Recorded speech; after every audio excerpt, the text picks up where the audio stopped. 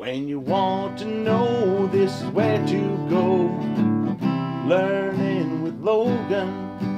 When you want to learn, this is where to turn. Learning with Logan. Welcome to Learning with Logan. And welcome to another Learning with Logan episode. Today we're going to be installing our Kenwood stereo system in our 2003 Dodge Ram 3500. Now, what I've already done, several videos out there on how to remove this panel and get at the radio. There was a screw here, which I already removed, and that was the only screw that holds this on. I basically grabbed underneath here, pulled a little bit here, pulled a little bit on the side right here, and as you can see, that panel pops right off. So congratulations, Dodge, you did a good job. That's easy to get at. Finessed it down a little bit. And this gives us access to our stereo system. Next thing we're going to do is remove these 4 screws. 1, 2, 3, and 4. And the old unit will pull out. The reason I'm changing this out, and I'm hoping it is the unit that went bad. This truck has 6 speakers, I believe, and 4 of the 6 quit working. I'm hoping it wasn't bad wires. I'm just hoping that the radio just kind of died. So I'm going to be replacing it with a Kenwood setup, and I bought this off of Crutchfield. I got the faceplate, all the hardware that I need. It's just going to be a plug and play. So I'll get right back to you. We're going to next take these screws out. And we'll be right back after I get those screws out, and we'll be pulling out the unit. 4 screws, 1 here, here, over here, and right there. Next, we're just going to grab this, and hopefully it's going to pull it out, which it does. And look behind it, and we have an antenna right there, an antenna wire, and the other wire is going to the back of the unit, and we're just going to unfasten those. Let's see, the first thing to do is pull this out, the antenna. It's hard to do with one hand. I really need a camera person. Okay, so we removed the cable, in which, when it's plugged into the back radio, I don't know if you can see this, there's a small tab underneath. I'll flip it over. Right here. And once you depress that, and so when you reach behind, it's on the bottom of the plug. Depress that and it unplugs easily. As far as remove the antenna, you have this little black sleeve. I pulled up on that, and it must release somehow, and the antenna popped out. I used this black, I pulled in the black part, and it popped out of the radio. So once again, pull out of the black. I grabbed hold of this, pulled it out, and it pulled out of the back of the radio. So we have this. Now we have a little bit of dust in here, which we're going to clean this up since I have it all apart. The new unit, it comes with a wire. I paid the extra money to have, I bought this through Crutchfield, and they sent me the harness already soldered. I mean, if you want to solder it yourself, you can do it. The instructions are going to tell you how to do it. For the new unit, basically, like I said, it's going to be a plug and play. So I'm going to take this out of the bag. We're going to plug this in.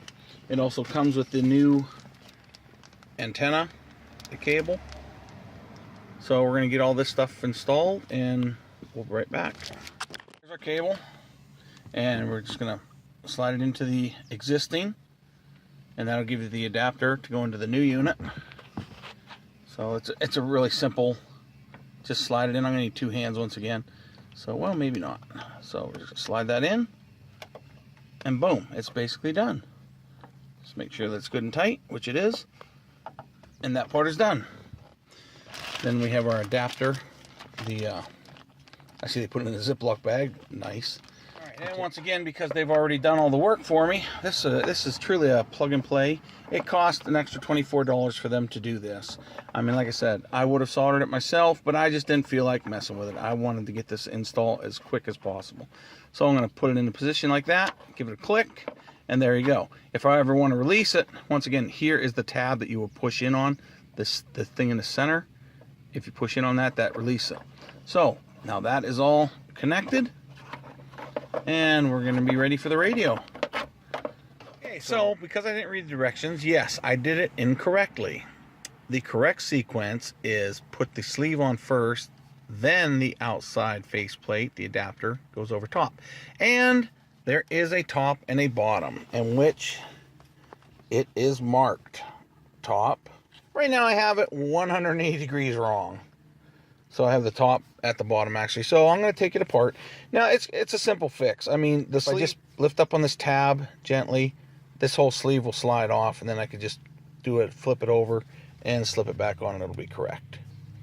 And I can see why, because if you look at it from the side, you know, I don't know if you can see this, but it looks like it's tapered slightly. So be right back. Remove it. All I had to do is lift up on that side tab. You're like, what side tab? This one right here. I just lifted it up a little bit with my finger, and it released it, and now, as you can see, the whole thing slides right down. So we're just going to take it off, turn 180 degrees, put it back together. So as I was saying, the order will be, you put your sleeve on first, then this, put it over the back side, because the metal, see, there's a little bit of a flange right here, all the way around, and that's what keeps the faceplate up tight. It'll keep it up tight when it's all the way up. So I made the correction. It's in the proper position. Now I'm just going to slide it back up where it belongs. You can hear it click. Back into position. Okay. And that's as simple as that. And now it's ready to go and be bolted back in. After we hook up our wiring in the back, we will put a few screws in, and I'm going to try it out to make sure that it functions. Also, I wanted to mention this particular unit I wanted to upgrade so I'd have the Bluetooth, and this does come with there's a mic port, and it does include a mic that you can use, so you could take your calls without any cords. So I'm not sure how I'm going to run this wire yet. I'll get that figured out shortly. But that does get plugged into the back unit. It is marked microphone, and those are a couple of outlets for the speakers. But I'm not using any of that preamp and all that stuff.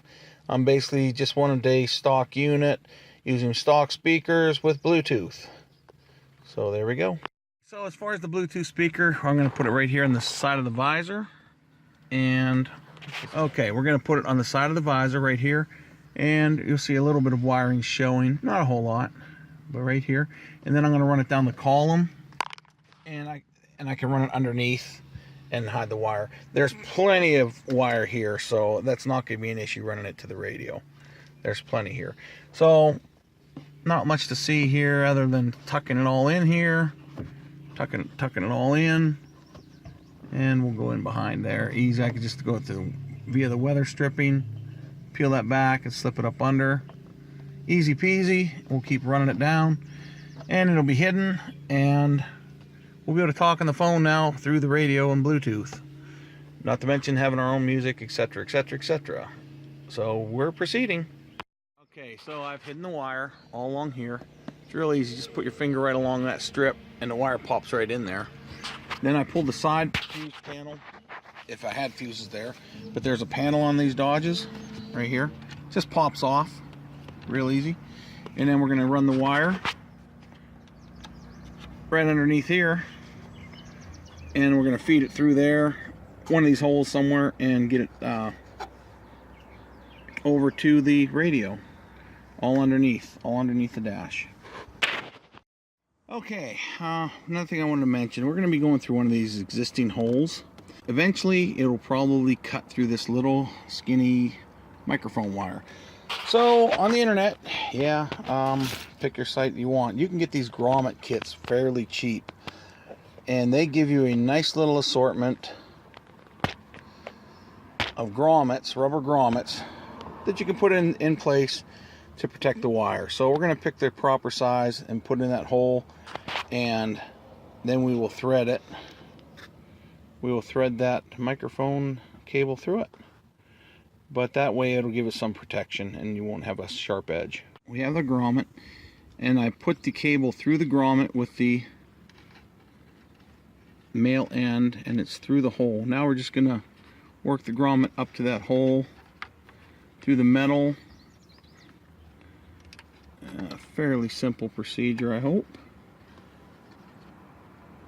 And we're just going to install that grommet. Nice fit. There we go. We could even go with a larger one. That's a 7/16. I may end up going with the 1/2 inch just so it's a little snugger fit. I mean, chances are that will stay. But that's basically how we're going to do it. And that way we have a nice protected hole there that it won't cut through the wire. So,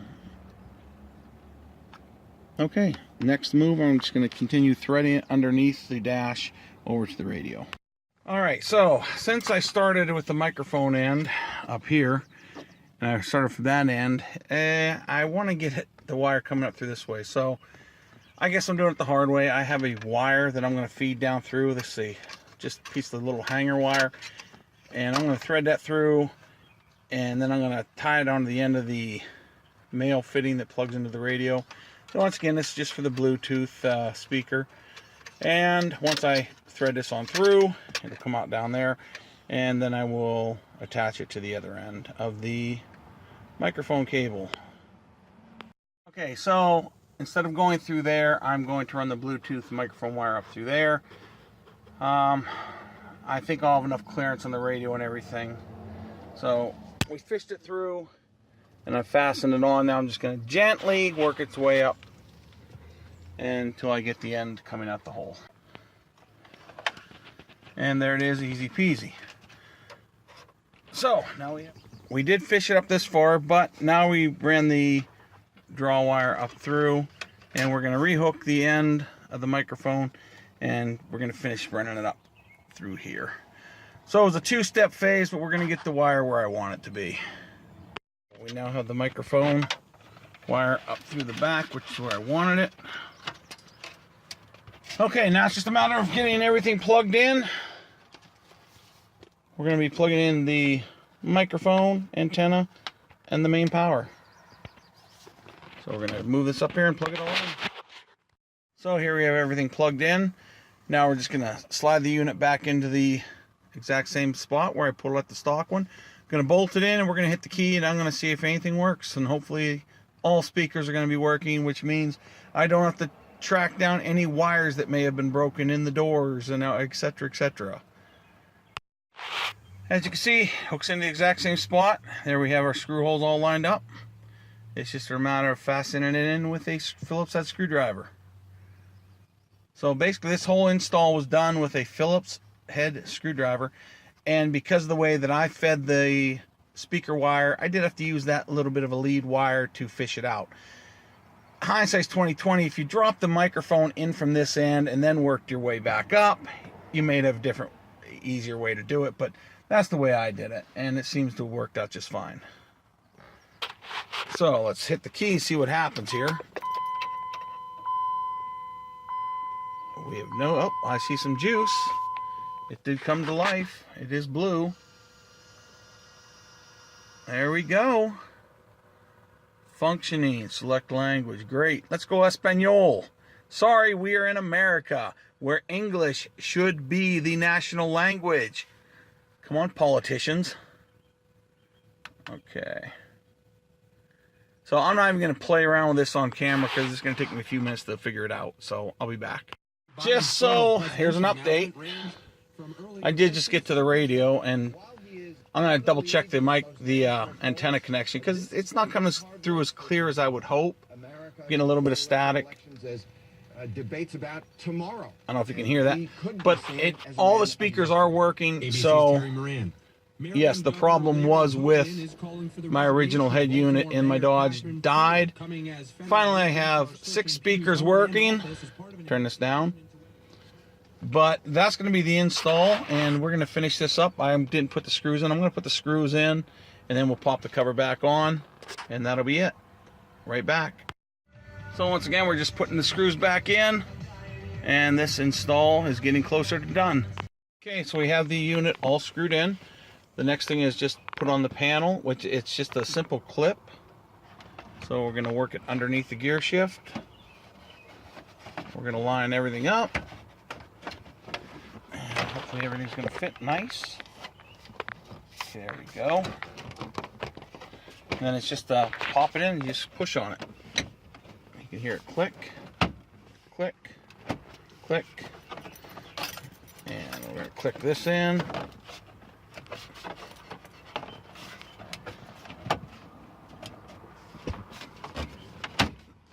we go. Make sure that's lined up. Good. Make sure this is good. And then there's a screw. This one screw will go back in here.